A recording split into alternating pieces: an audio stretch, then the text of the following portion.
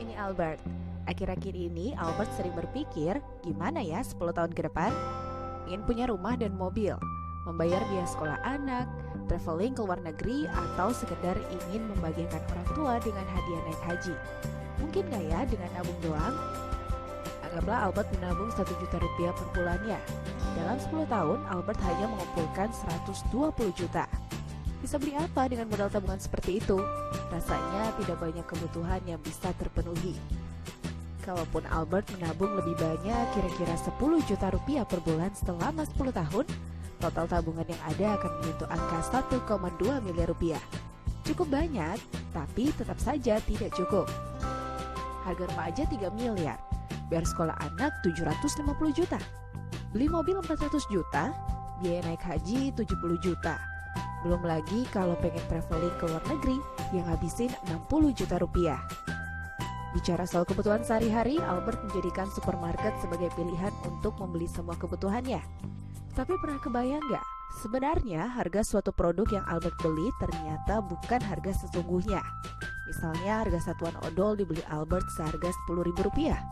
Sebenarnya kalau Albert membeli langsung dari pabrik, mungkin harganya hanya Rp4.000 alias 40% dari harga sebenarnya. 60% lainnya atau Rp6.000 itu lebih kepada biaya kos lain seperti distribusi, promosi, iklan, dan lain-lain. Padahal sebenarnya pengen dong kita beli sesuatu dengan harga pabrik aja alias lebih murah. Kebetulan ada perusahaan yang besar banget nih namanya Amway yang udah lebih dari 57 tahun dan ada di 100 negara. Yang karena saking besarnya perusahaan ini bisa kerjasama dengan perusahaan-perusahaan besar lain untuk mendapatkan harga pabrik.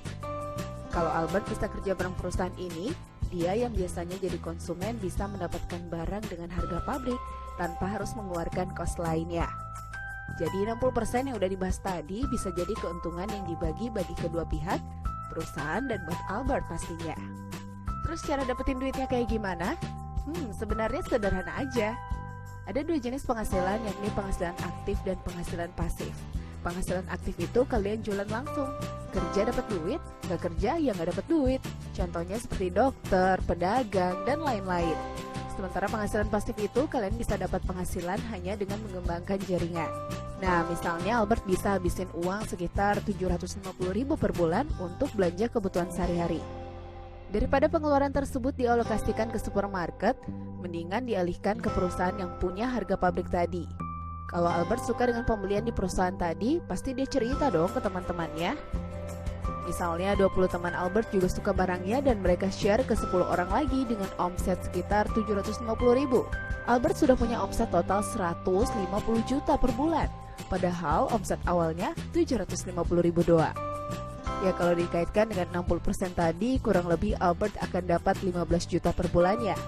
Tapi ini penghasilan pasif, yang mana Albert nggak harus bekerja untuk dapat uang kayak profesi dokter, guru les, supir, atau lainnya. Albert cukup mengembangkan aset, dan asetnya nggak lain jaringan atau network. Jika sudah membangun jaringan sebesar ini, tinggal nunggu waktu untuk membangun jaringan yang lebih besar lagi. Nah, ini yang namanya penghasilan pasif. Dari Rp750.000 yang dikeluarkan Albert di awal, jika dia berhasil menjaring 20 teman plus 10 orang dari masing-masing temannya, omset yang dihasilkan bisa Rp150 juta per bulan. Dari Rp150 juta itu kira-kira penghasilan Albert sekitar 15 juta. Untuk membangun omset Rp150 juta per bulan, dibutuhkan waktu 6 hingga 12 bulan. Sementara untuk omset 1 miliar per bulan, di mana Albert dapat 100 juta per bulan, membutuhkan waktu lebih lama sekitar 2 hingga 5 tahun, di mana semuanya bisa dikerjakan paruh waktu.